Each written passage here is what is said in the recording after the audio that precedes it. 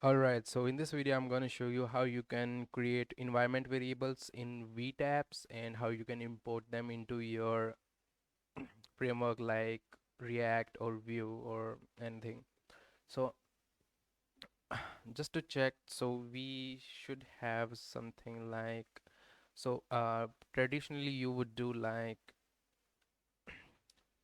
process.env dot let's say whatever the React API URL. So you would do this, okay? So this will get you this key and whatever the value it holds into our environment file.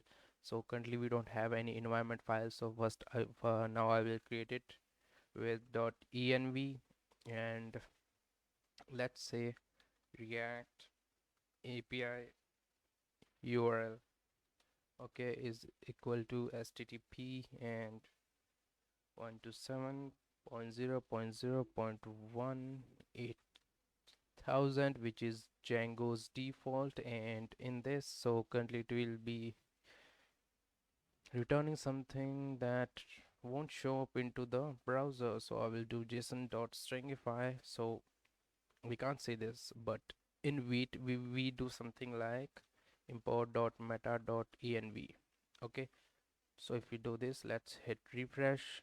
So these are the environment variables that comes in the box with the with Vite. Okay, but what if you want to, but as in here you can see we have React API URL, but it is not showing up here.